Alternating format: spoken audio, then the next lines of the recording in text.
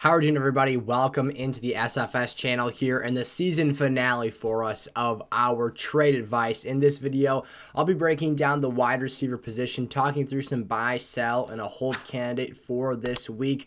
Of course, like I said, the deadline is here for a lot of us. December 1st, at least for ESPN's platform, is kind of their standard cutoff. So this Thursday, you have to continue to work out deals. Now, I'm sure some of you guys have custom league settings where you've maybe enabled trades throughout the entirety of the season up until the start of your league playoff. But this in general is going to be kind of that hard set deadline if it hasn't already passed for your leagues, which of course occurs on some other platforms or has occurred for that matter. So in this episode, I'll be talking through 6 fantasy football wide receivers again. Buy, sell, or hold. Let's dive in. All right, the first player I want to talk about in today's episode is DJ Moore of the Carolina Panthers. Now, for DJ Moore, this is an incredibly talented player coming off of a phenomenal week. However, for that reason, I'm going to take this opportunity to sell high on DJ for this game and move him off of my lineup. If we take a look at DJ Moore and the entirety of his season's work so far this year, it's been a lot of inconsistent play. And the reason for that is, of course, with the wide receiver position comes the reality that you are playing a dependent position. You are dependent on your quarterback to deliver accurate passes to you, to distribute passes in the passing game, and get you those reliable opportunities to score with the football in your hands. And that hasn't been a consistent factor in this Carolina offense throughout this season, as a lot of DJ Moore owners have kind of suffered through so far this season. So for that reason, with the continual carousel going forward here, he's coming off of a good week. I'm going to cut my losses and move on. Sam Darnold completed just 11 passes on 19 attempts this week. This team knows what they are. Now, I do think that Sam Darnold and PJ Walker can give you the occasional high ceiling game like we saw from DJ in this matchup where he caught 4 of his 6 targets. So 6 of the 19 passes went to DJ Moore out of that Sam Darnold week here against a very tough Denver defense. And Moore made the most of it again, going 103 yards and a touchdown and making Pat Surtain for the second straight week here look kind of silly, although he's a very, very good NFL cornerback. Again, cut bait here, move on. We've got another rock solid wide receiver coming up here that I'm much more confident in terms of his long-term floor and honestly his ceiling with the offense that he plays in for this season. This player here is Keenan Allen, who I'm looking to buy here in week 13. This is your last shot, man, or at least, I'm anticipating it to be the last shot for a lot of you guys in your leagues. If you want to move off of an inconsistent player or make a change in your starting lineup and get more reliability, Keenan Allen is your guy. He still hasn't done enough to make his stock super high here for this season, but after really coming back and establishing his health from his hamstring issue, he's had 15 targets in 2 weeks here and can still be bought fairly low because, again, he hasn't really went out and provided a super high ceiling game, but he's been really reliable in those 2 contests that he's played, with one of those games being on a snap count, a kind of a pitch count to keep him healthy here. And in a Justin Herbert-led offense, it is very clear he is still a safety blanket. It's still a reliable option in the underneath passing game for this team.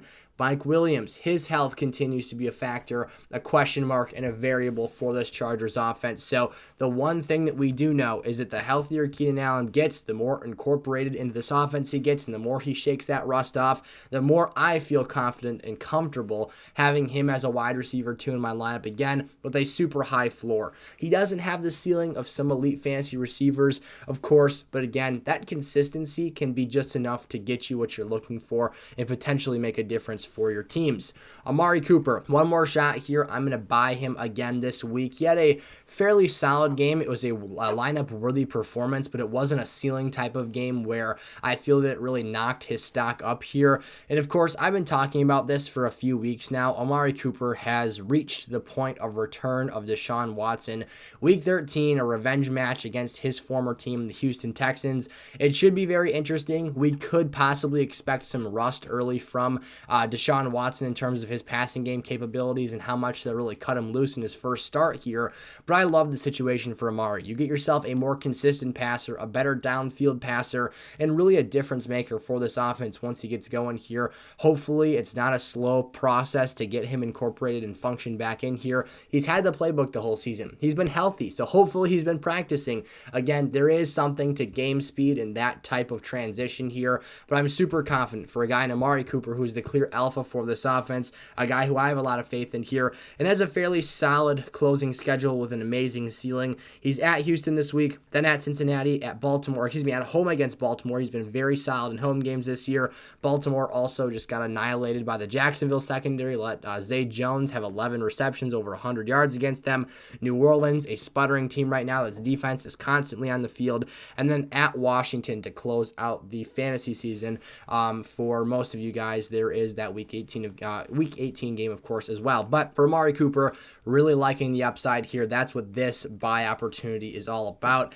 Ja'Marr Chase, hear me out here. The buy window to get him discounted for the injury that he sustained to his hip is most likely over. Now, I didn't think that there would still be a buy opportunity for him in this week's games because I thought, based off of Joe Burrow's remarks and the confidence and optimism from the coaching staff, I thought he'd be on the field against Tennessee. But I'm happy. For once in my life, I feel like head coaches this week were very cautious with their star players. Look at Doug Peterson being cautious with Travis Etienne, Zach Taylor being cautious with Ja'Marr Chase's health.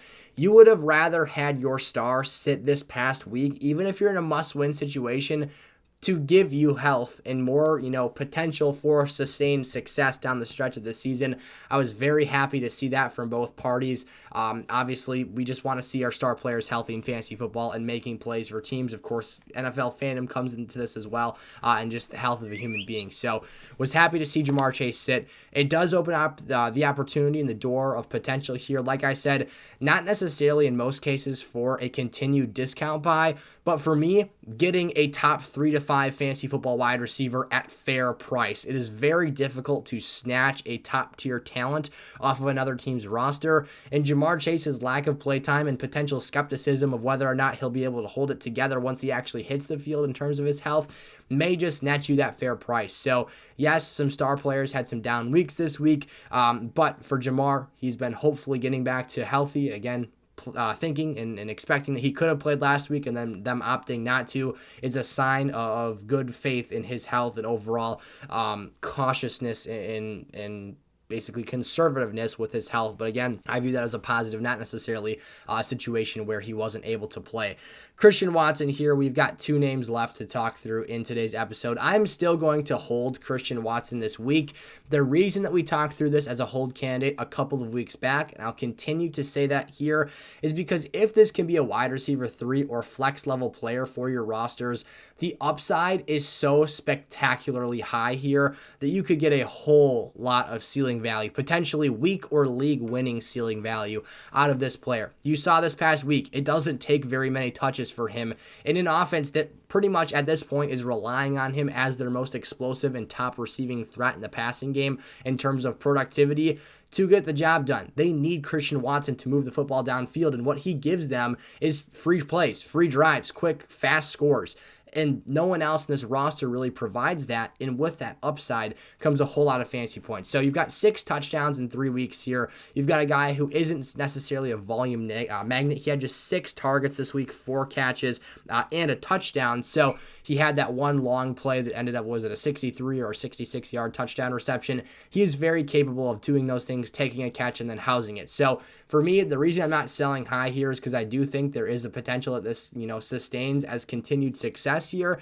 And I also think that, of course, buying him is a poor choice because his cost is going to be ramped up for your teams, maybe potentially a bit more than it's worth, considering the fact that without, consistently high targets, you might not have much of a floor value. It was looking pretty grim until late in the game when Jordan Love ended up hitting him for that score. So that situation, I should probably touch on it as well. Doesn't really concern me all that much here because I do think that for Jordan Love, a guy who Christian Watson didn't really start the season for this team as a clear and concise starter, Love was getting reps with him. He continues to get reps with him as Aaron Rodgers has been sitting practices on Wednesday, so he does have some chemistry and rapport built up with these wide receivers.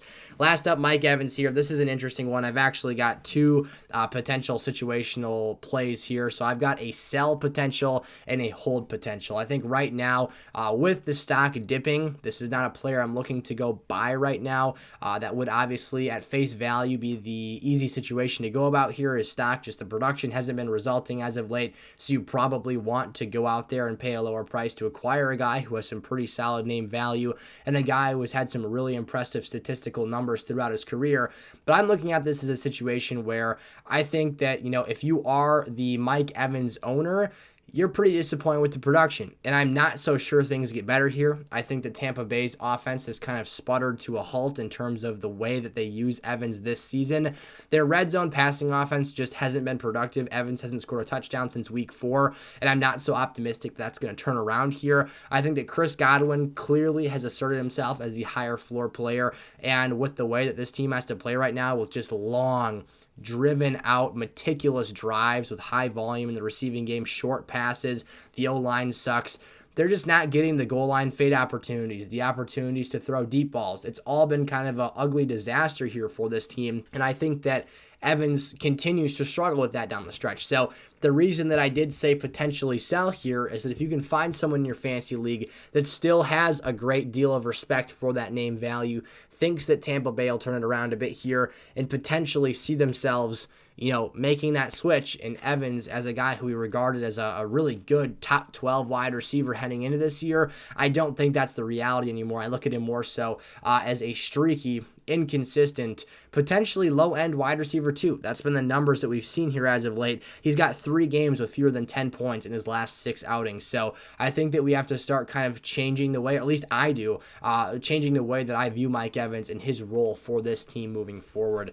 That is actually it for today. I went to scroll and move into the next player here, but those are our 6 names. Remember, we are selling DJ Moore this week for the trade deadline, buying Keenan Allen, Amari Cooper, and Jamar Chase, selling or holding Mike Evans. I'm not necessarily looking to go out and buy low for him. And then Christian Watson, continuing to hold that sky-high ceiling and upside and seeing just how much value that can return for me down the stretch of this season. Of course, if you get a cheap offer for Christian Watson as a player who is looking to buy him and you're not feeling like you have to pay the freight for him, go ahead and do so. Again, if he plays the role as your flex or wide receiver 3, I think there's a whole lot of opportunity here. You've got bad Vikings and Bears secondaries. I believe the Packers have the Lions one more time down the stretch here.